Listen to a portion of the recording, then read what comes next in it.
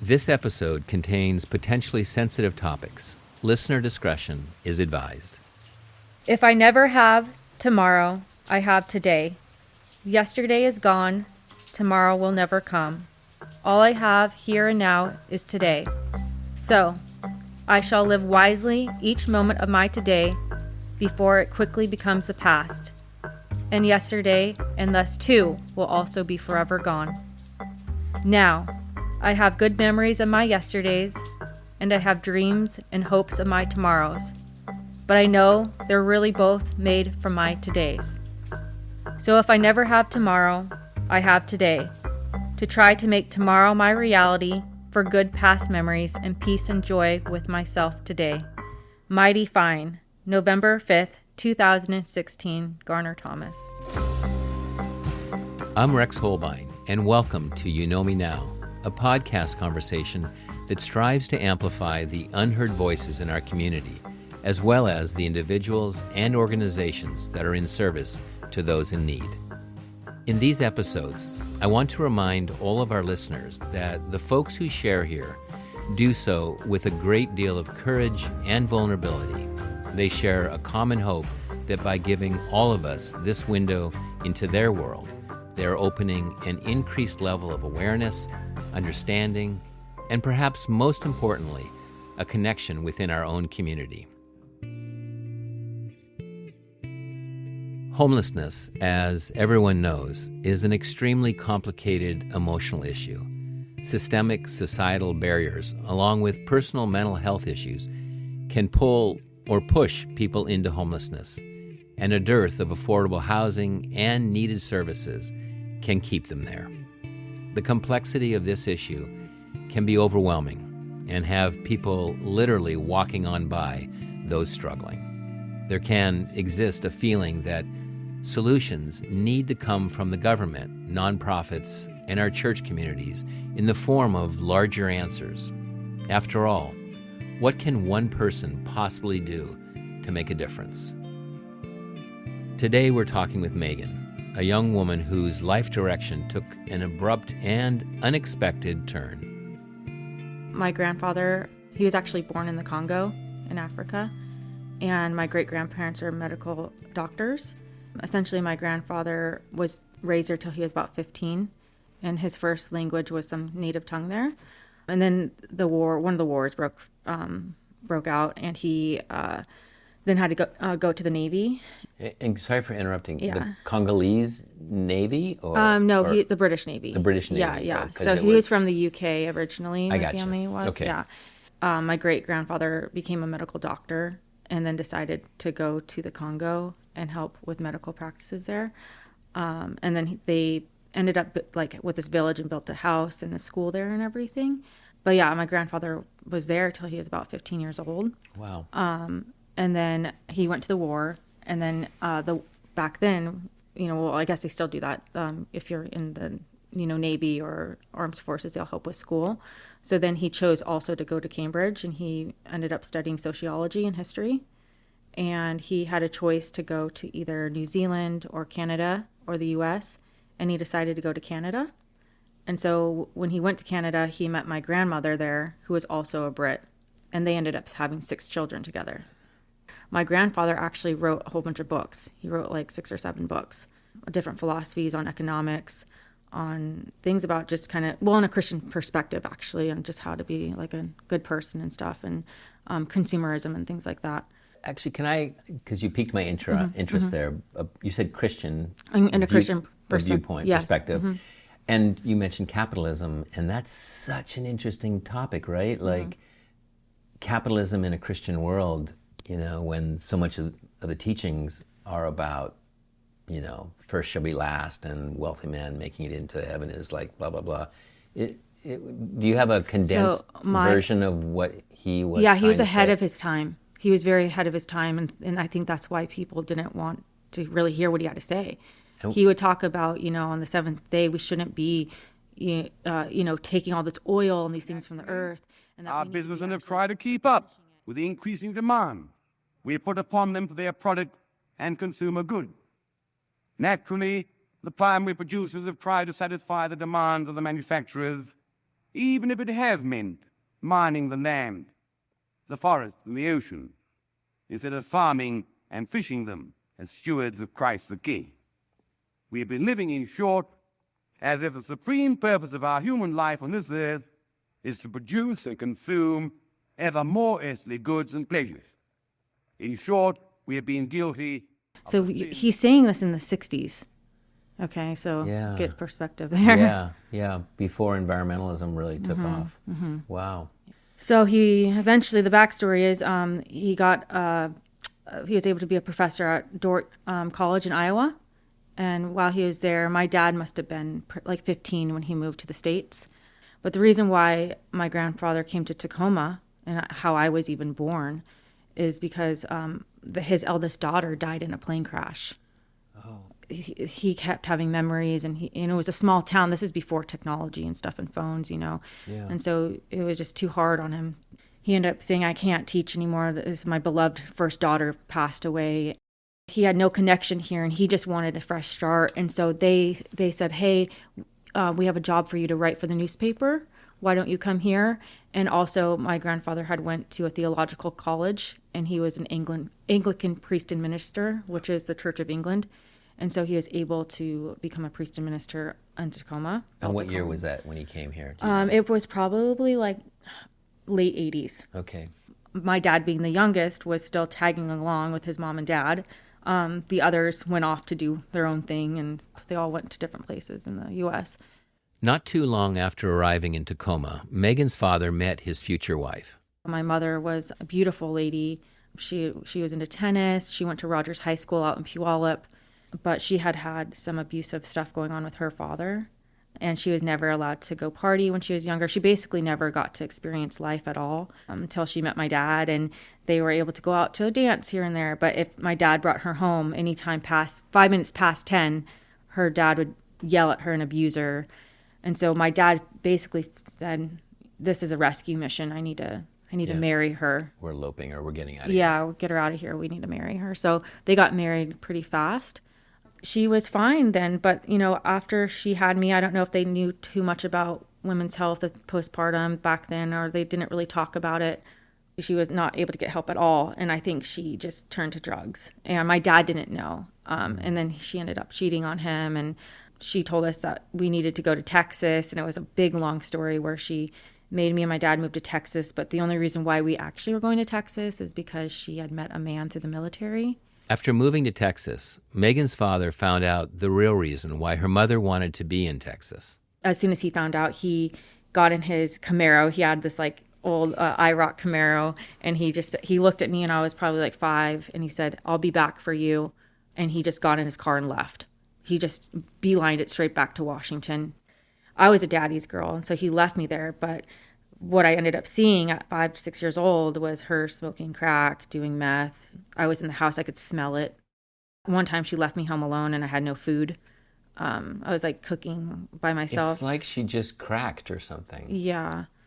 I don't think she ever healed. I don't think she was able to ever develop herself in ways. And she wanted to party and have fun, and she never got to have experiences. And I think there was just some self-development and some things that she wasn't able to talk through. Do you have any memories of your mom before? Oh, yeah. She was amazing. She was beautiful. She knew how to cook. She was funny. She had a great personality.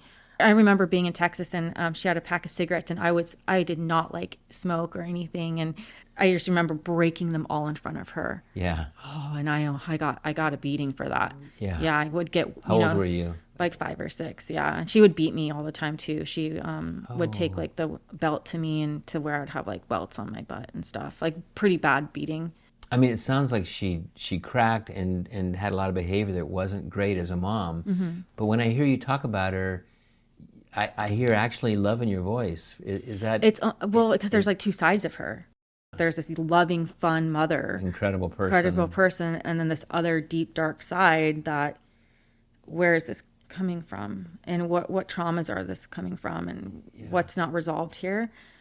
But you seem, and again, I'm reading into this maybe, but you seem like you've put that in a place, you understand that. I get that a lot. A lot of people, which is a lot of things and traumas that I've lived through, are like, how are you able to Yeah. not have resentment or hurt or pain? And I've really kind of rationalized it to be okay, you know, and whether it's deep forgiveness or just be okay with that. Hey, that's somebody else. Even if she's my mother, that's what her choices were. Yeah. You know? Yeah, that was her journey. Yeah, her Doesn't have journey. to be yours. Meghan, as a young girl, had her world turned upside down. Her mother was spiraling out of control, using drugs and being abusive, and her father had abandoned her. Meghan knew to be safe, she needed to get back to her father. I was calling my dad every day, and they were trying to get me home. And I'm not sure what the financial stuff, why they couldn't get me home, what was going on. I was too young to understand. Was he coming back? Was it too much money? Were they trying to figure out a plane ticket? I don't know. After several months, her dad was able to get her a ticket to come back home to Washington. I got on a plane, and I never saw my mom after that, after I came home to Washington. And I was so happy to see my dad. It was the first time I ever cried of being so happy. And I remember I was 5 or 6 years old, and I never knew what happy tears were.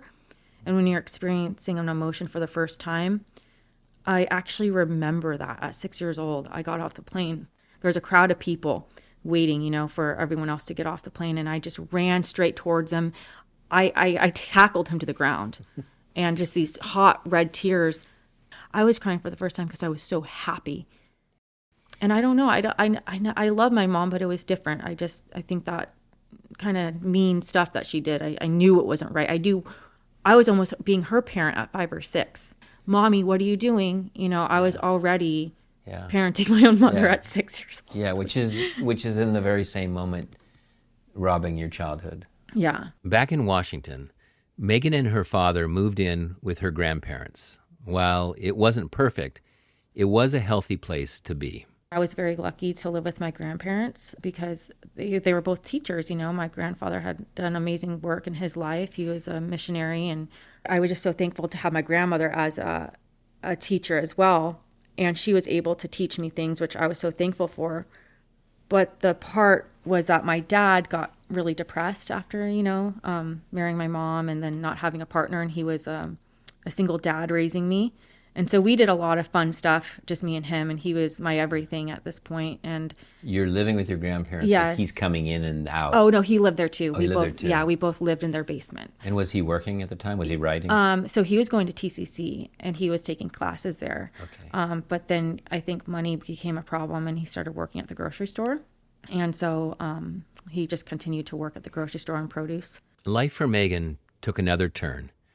Her father began dating a woman who quickly became his girlfriend and eventually, after having 2 children together, moved into the basement with them. And so now you're thinking we have grandpa and grandma upstairs, we have her, me, my dad, and now their 2 babies. And there's only 1 bedroom and a living room and a kitchenette and a bathroom and a little storage area. We didn't have much down there. I didn't have a bedroom. I had like this little closet. I compare it sometimes to like Harry Potter.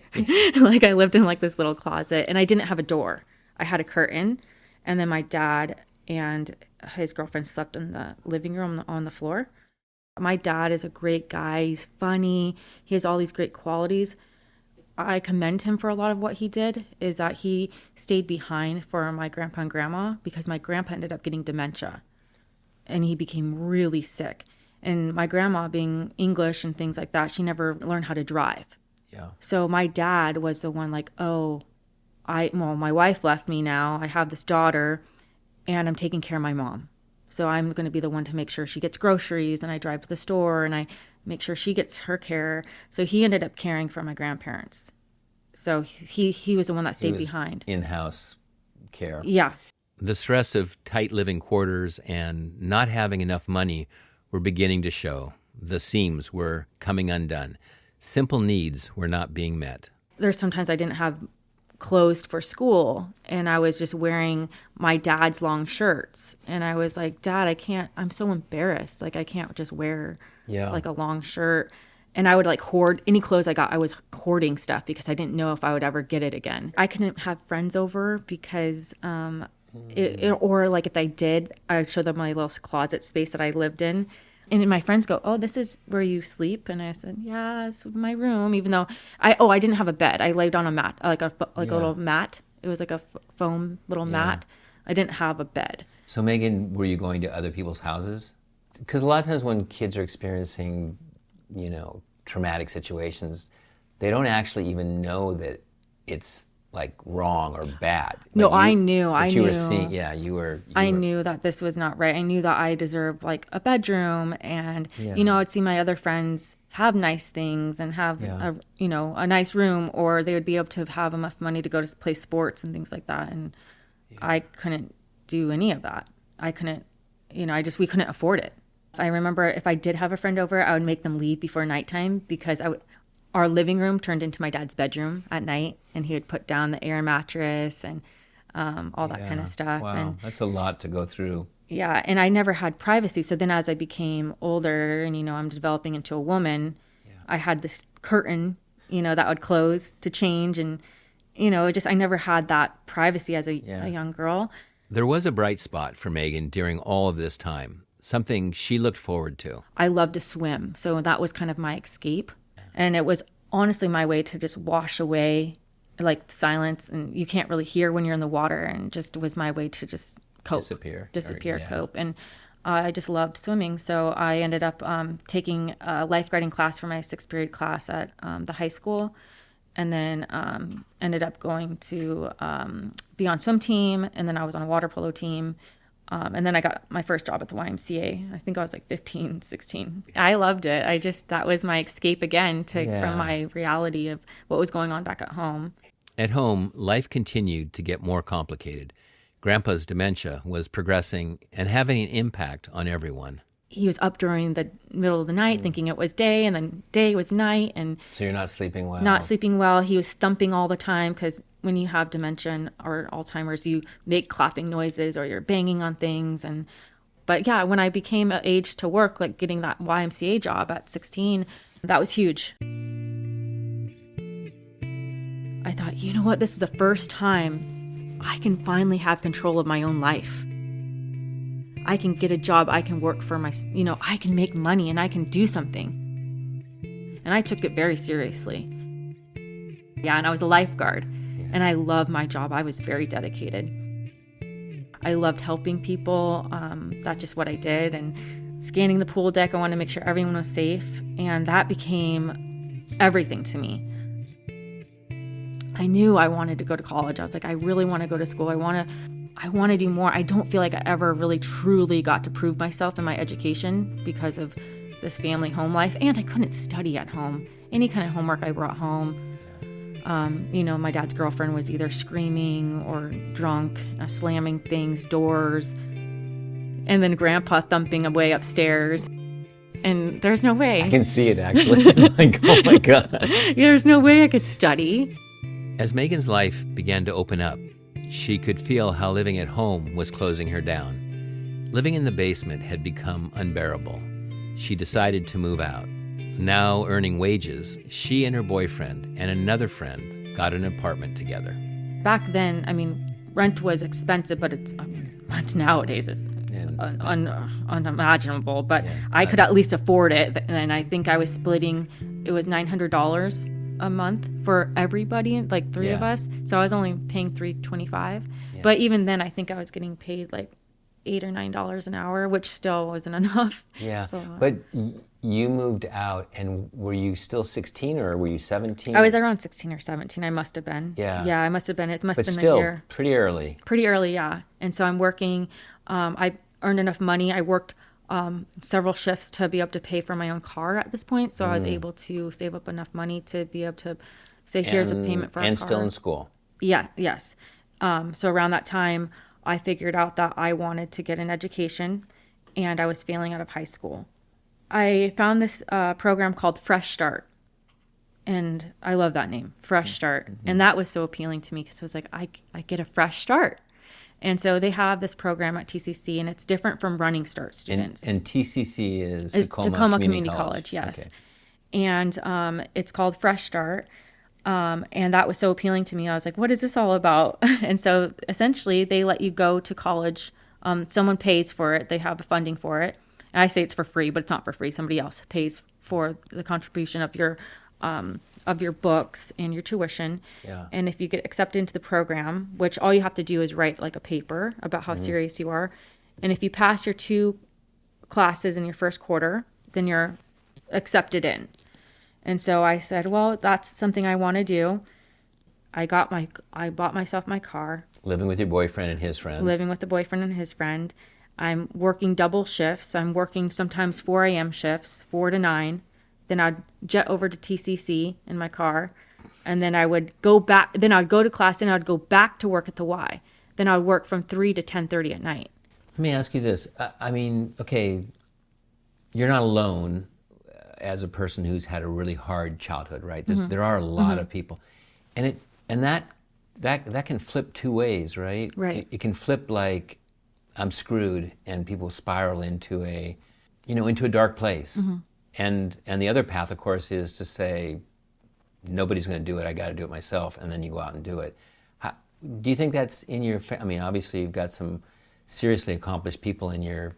I think I have to family do with my tree. grandma. So my Okay. grandma had a lot of faith, and In just just- faith, just- or she- faith in you.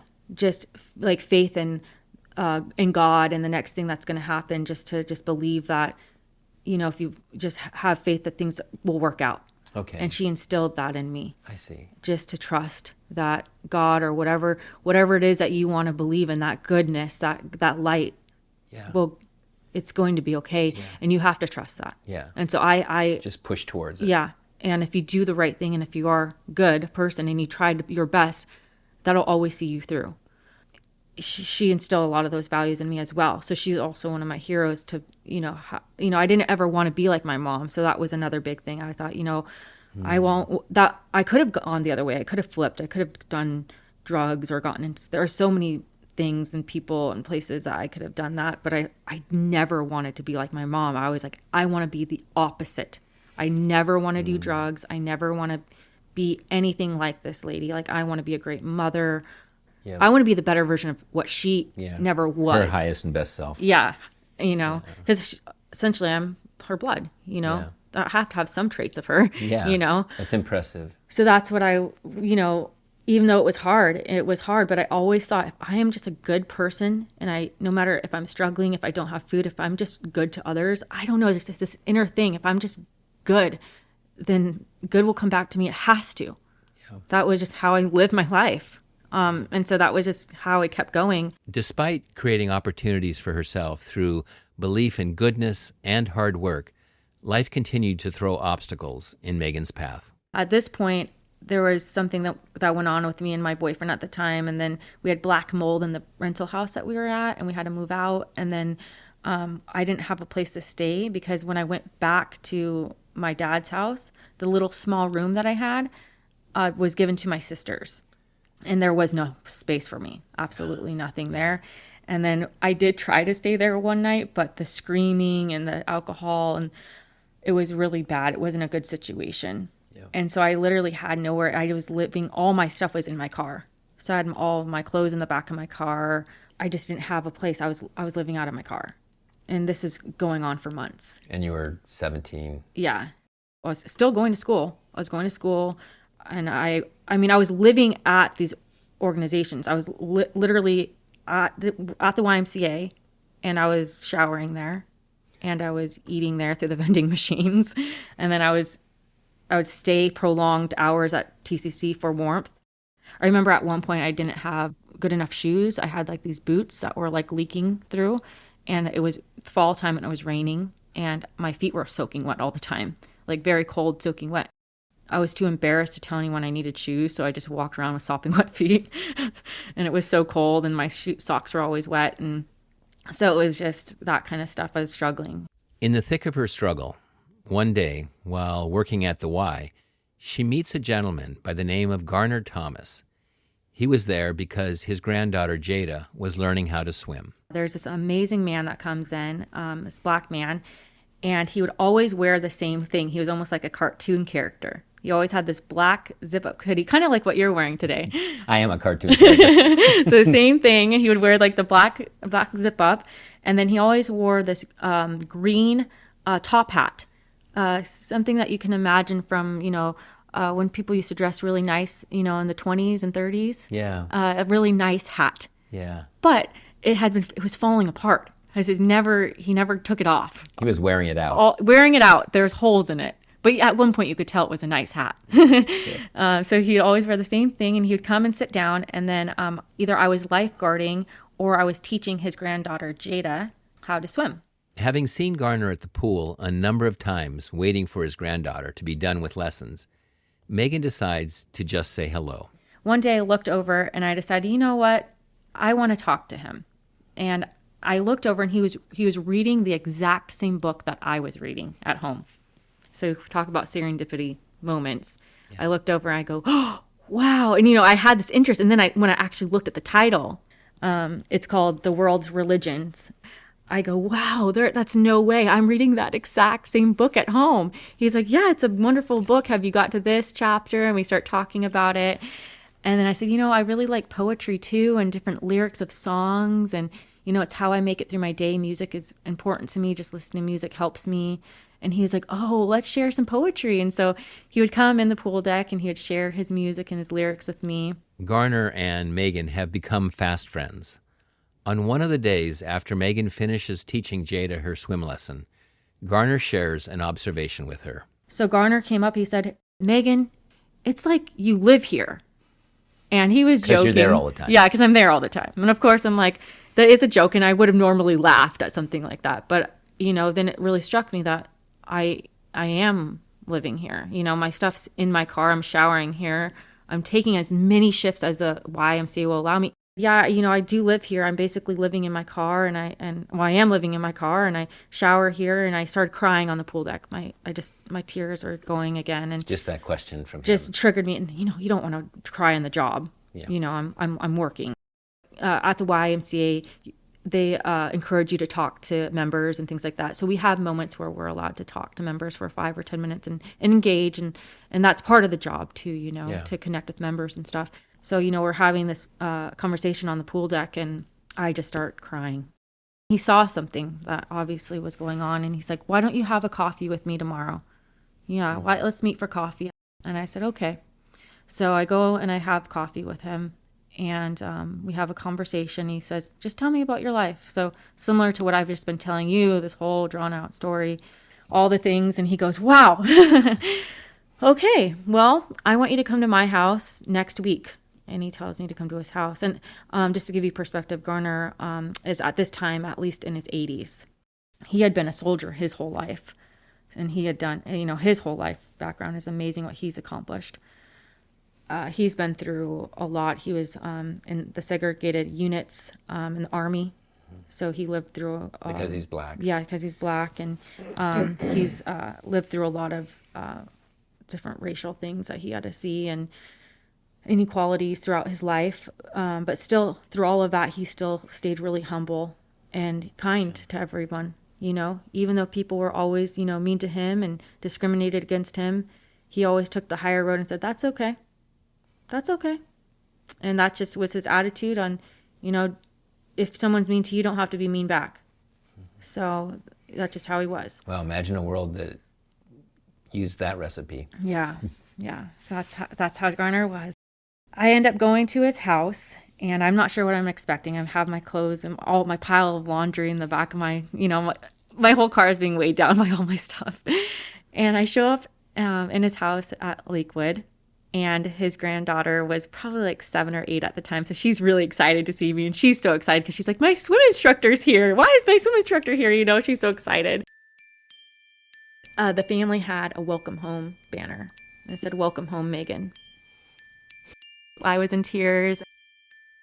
Garner, what do you mean? And he's like, you're home, Meghan. And I was like, there's no way. And he was like, yeah. And he was like, come inside. And Jada's bouncing up and down. Wait, Meghan, I can't wait till you stay with us. You're going to have so much fun. We're going to play all the time. So she's so happy. They show me the house. They show me the kitchen and the living room. And then they say, let's go down the hall. And they're just showing, as you do, you show someone the house. And he walks down the corridor of the house, and we turn right into the bedroom, and on the door it says Meghan's room. They even went to the point to that level of detail to put Meghan's room on the door. That level of kindness. It said Meghan's room. And someone is caring about me at this level, like stepping up as like a stability as a parent or somebody. I never had this, really. I had my grandma, but what could she have done really much? Her hands were tied in many ways, but this person is giving this love and kindness. And then I open the door and there's balloons on the bed. There's balloons and a box of chocolates, a heart box of chocolates, and they're like just so excited. You must have been so emotionally overwhelmed by this moment. Yeah, I was so emotionally overwhelmed. I was crying. I was happy. I was confused. I didn't know how to take, because I also didn't know how to take this kind of love. I kept saying, no, this is too much. I'm the giver. I'm the one that always gives, because that's me. I'm the one that always gives to my community. I'm the giver. I don't know how to take either. I don't to receive this love. I don't know, what does this mean?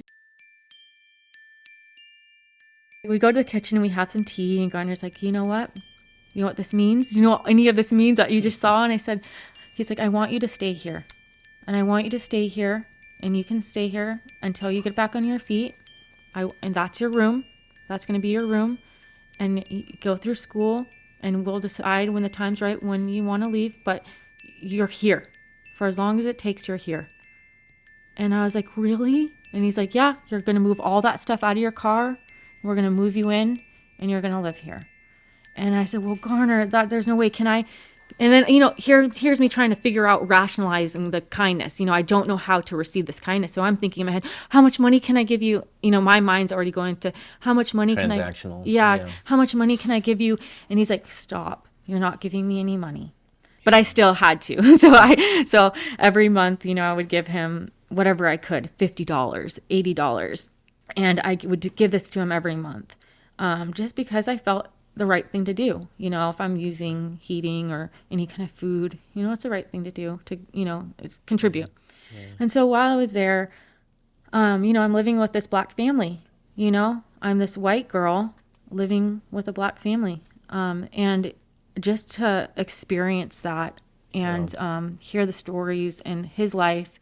What did life look like for you living with them? Did you go grocery shopping with them? Did you go to church with them? Did you? Always he didn't go to like an organized church. He always said, "Church is where I'm at."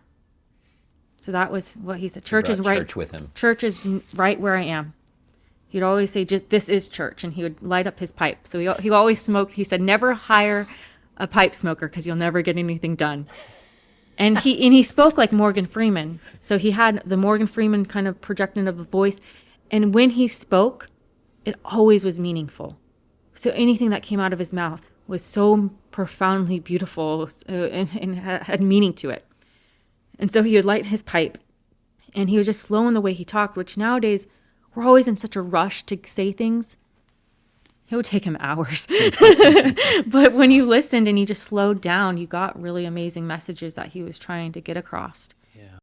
Every day had meaning, no matter what it was, whether it was cleaning, going out, how to clean it. Like I tried to explain this, it was kind of like my Mr. Miyagi from Karate Kid. Something was, no matter if we were cleaning or mopping the floor, or if it was going out and helping with the garden, I always was learning something, how to do it right and how to care for something right. If I was clipping a bush, he's like, all right, no, this is how you do it. You clip right here to make sure the plant is healthy. So everything was strategically cared for and how we did things. Yeah. He had sons and daughters that were actually amazing. Like one was a famous saxophonist.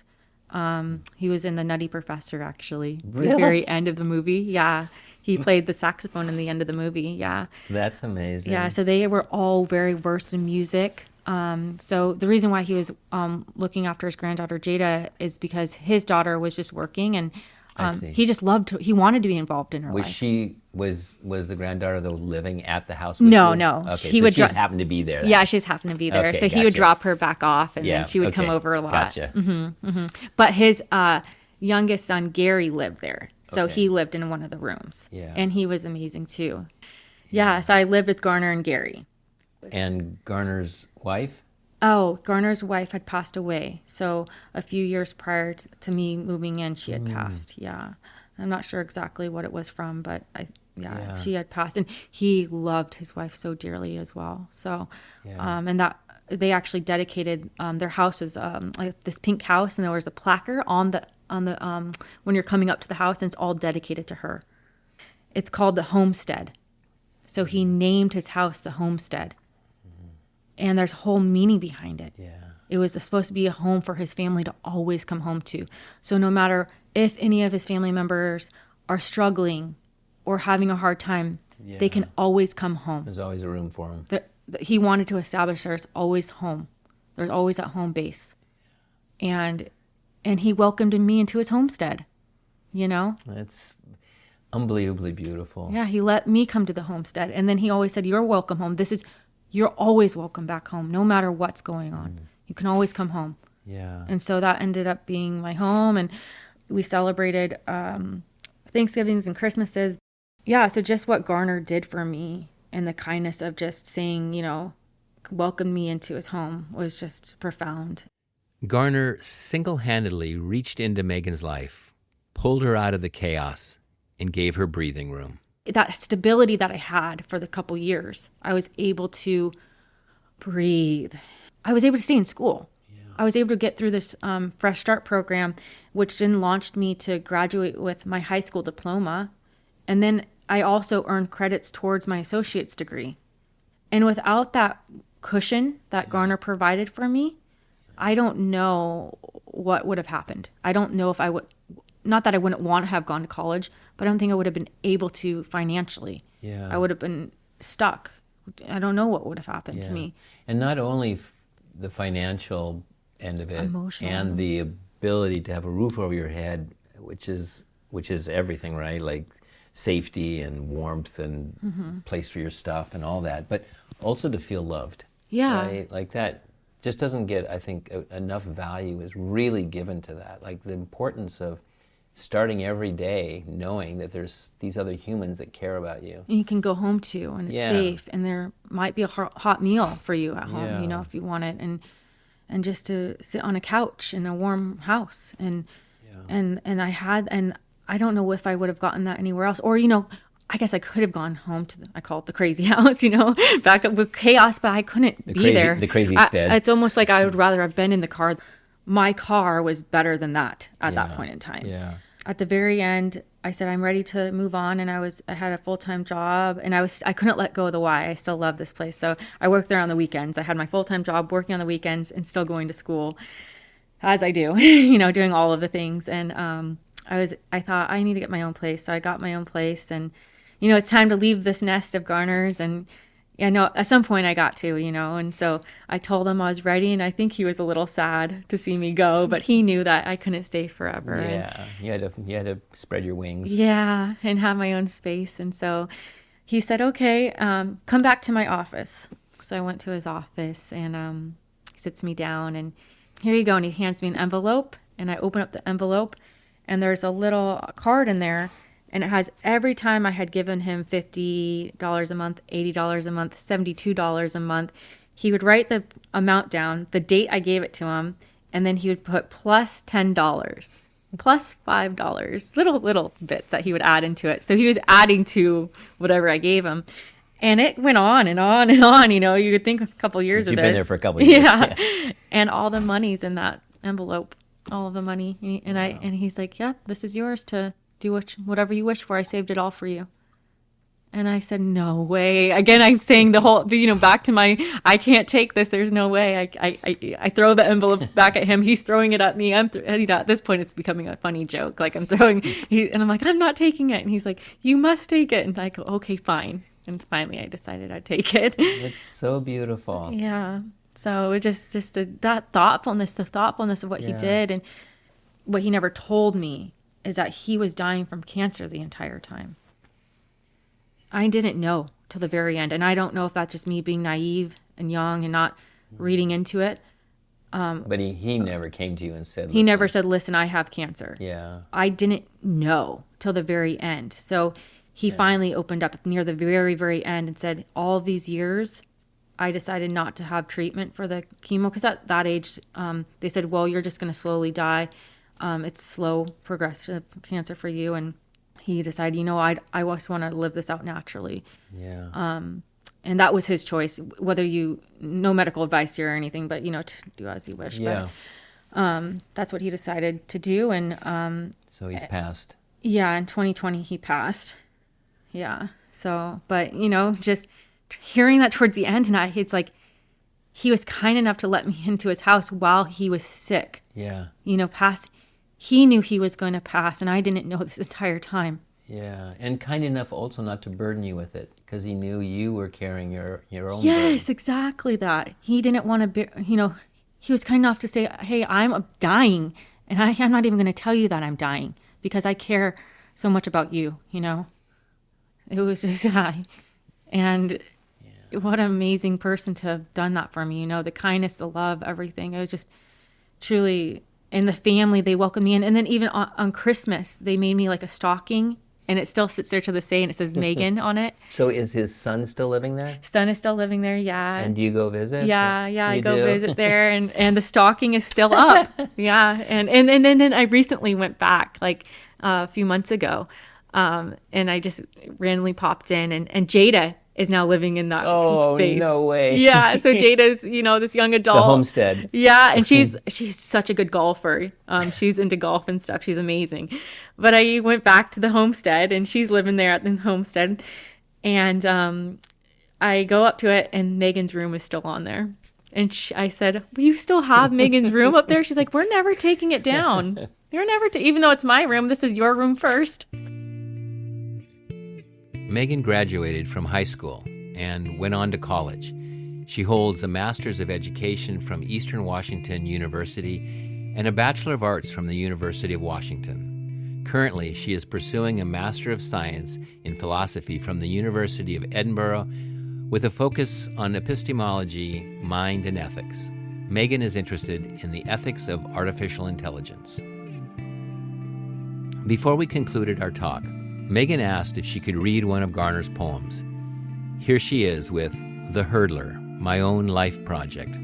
Garner had read this to my class in a sociology class, and he gave me the confidence, stability to be able to continue my education, to fulfill my dreams. So we are in a race and ethnicity class at TCC, and he was able to read this, and he had written this in the 70s. Okay. It's called The Hurdler, My Own Life Project. As I look back over my past 45 years, I see many pleasant memories. My boyhood life in Texas was fun, real fun. And although I've worked since 12 years old bringing money home, somehow with all the social injustices of my time, I have no regrets.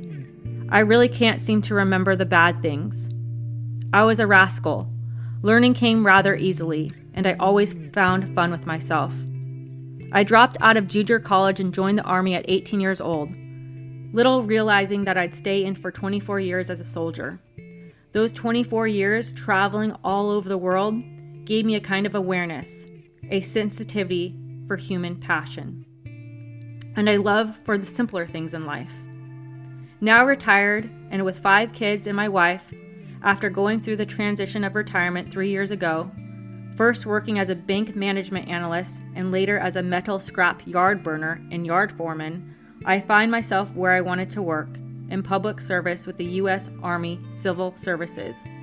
Although my military field was engineer, I find myself working now in the food business, in the Army commissary. I guess I've slowed down considerably in many respects. My whole life can be best described as jumping hurdles. I've been jumping my whole life. When I was a kid, I learned to jump rather large hurdles.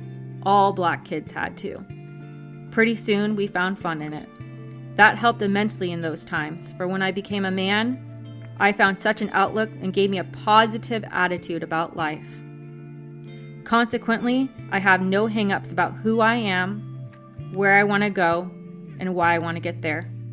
To me, I am Garner Thomas, and that is who I want to be. I want to simply be a good man, learn as much as I can, and achieve my modest goals. Now, that is the way has generally been prior to this class in ethics. I must hasten to clarify that I established my own ladders as a frame of reference for developing and achieving. For example, I said I wanted to be a good man.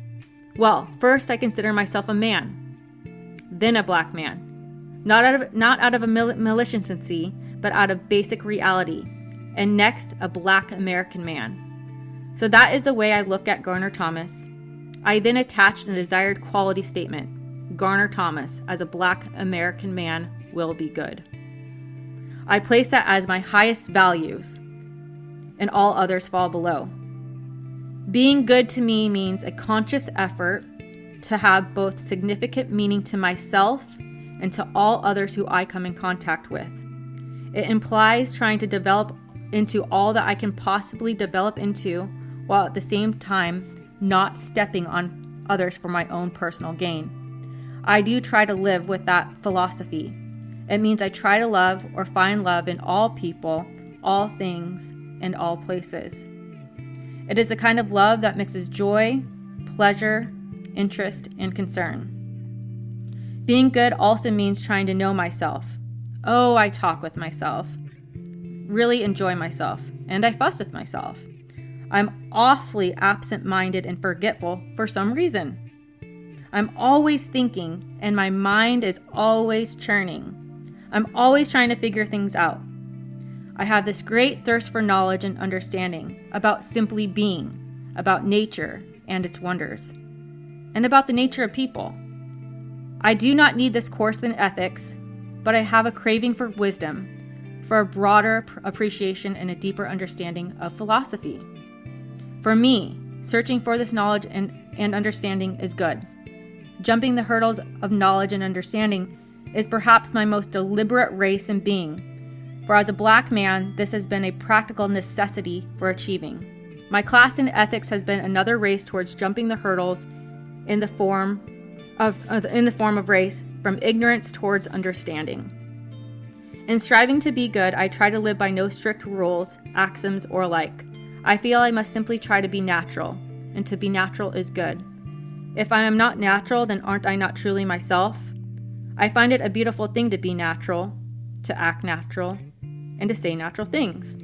To me, to be natural is being real, being true, and is beautiful. Consequently, being natural gives me a taste of reality, truth, and beauty, all of which are good. I think that is also right to be natural, and that it is wrong to be and act unnatural. I think that I am doing justice to myself to be natural, and that I would be doing myself an injustice to be unnatural. My idea of being natural is simply to be myself, and don't be or try to act like anybody else.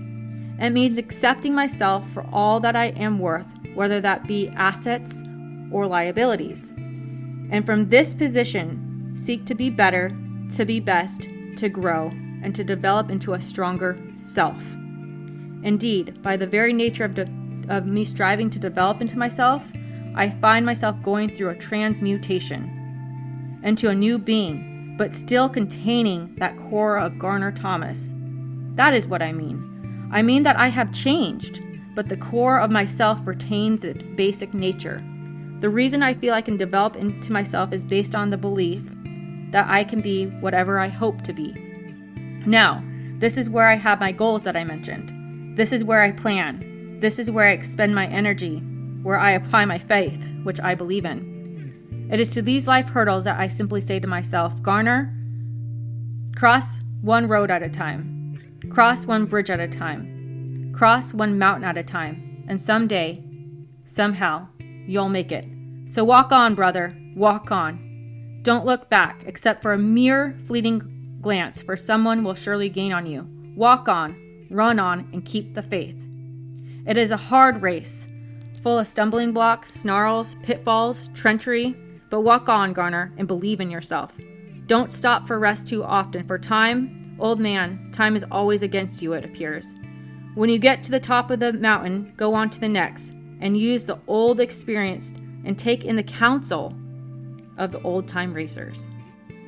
Use all of your senses to find your way toward your goals. It's a crowded race, a marathon race of millions of people trying to reach similar goals. Take the trail sometimes. Take the swamps sometimes. The race in life has many hurdles. Strive for the highest value hurdles and don't take the easy ones. And beware of secret shortcuts, for they can erode your value and your sense of value of good. You'll need strength, all kinds of strength. So take good care of your body first. This gives you the physical ability to act. Take care of your mind, feed it, water it, and cultivate it, and use it. It will give you an even greater strength, a greater capability to attain the goal. Take care of your heart and always love, never hate. There is no value in hate. Love is what you need plenty of. Give it and you'll get it. Love yourself first. Love mankind. Love all of mankind. Love women. Love music. Love art. Love literature. Love history. Love architecture. Love nature. Love wisdom. Love, love. Love gives you a kind of strength to your heart to make it do wonders and let it perform miracles. Now, Garner, take care of your soul. You must never forget your soul. It is the core of your being. Don't ever lose your soul. Give your heart, your mind, and body, yes, but never your soul. Your soul belongs to you. Don't ever sell your soul. It is your spirit. The soul gives you faith when all else fails. You can walk on with your faith alone. When all else runs out, when your friends doubt you, your faith will see you through. You may not know God, but do believe in God. Love God, trust God, no matter what you call him or how you conceive him. Oh, I suspect it may be a myth, but oh, what a wonderful myth. You'll never be alone. With your faith, you'll always have someone close to talk to, yourself and your God. You've got free will. You've got the ability to reason, the capacity to love, to have faith, to do, act, and feel. Do everything you can possibly do during this race. Jump all hurdles, using all your mind, body, heart, and soul. And now, someday the race will be all over. You'll be a tired old man. You'll have tasted the fruits of life. You have done things. Some judged good and some judged bad. Some right and some wrong. But you'll have done things. You'll have chased women, drank liquor, bought houses, worn fancy clothes, received degrees, and perhaps reached high positions, and also been involved in some immoral acts that you knew were wrong. All of these things you'll have done. You have not been the perfect man, neither in the eyes of your wife, society, your boss, or yourself. And since you believe in God, nor in the sight of God. But old man, you have fought a good fight. You have run a good race. And you have tried. You have at least tried to simply be a good and decent man. You will have realized at age 45 that the main things to go after in the race of life are not the material things of life, but rather the intangibles. The love, the knowing, the wisdom, the understanding, and the search for the good. Love is good. Knowing is good. Life is good. All has a potential for good. I must now take a course of the good from my professor so that I won't have so many black marks against me when the race is up. My lifestyle is one of good, the search for good. Good is the way I'd like to be remembered. Not great, not famous, not rich, nor powerful, but simply a good man. Garner Thomas, June 1974. It turns out, in the face of an overwhelming issue like homelessness, one person can make a difference. Garner Thomas made a profound and beautiful change in the life of Meghan Taylor Smart. When we take the time to get off our own path to help someone struggling with theirs, we set into motion all the goodness that comes from being in relationship with each other. We want to give a heartfelt thank you to Meghan for so beautifully sharing about her own personal journey and the kindness shown to her by Garner Thomas. You Know Me Now is a project under the nonprofit Facing Homelessness. It is produced, written, and edited by Tomas Bernatsky and me, Rex Holbein. Please join the 50,000 plus followers on our very active Facing Homelessness Facebook page, where you can join in on the conversation. Thank you for listening to this episode of You Know Me Now.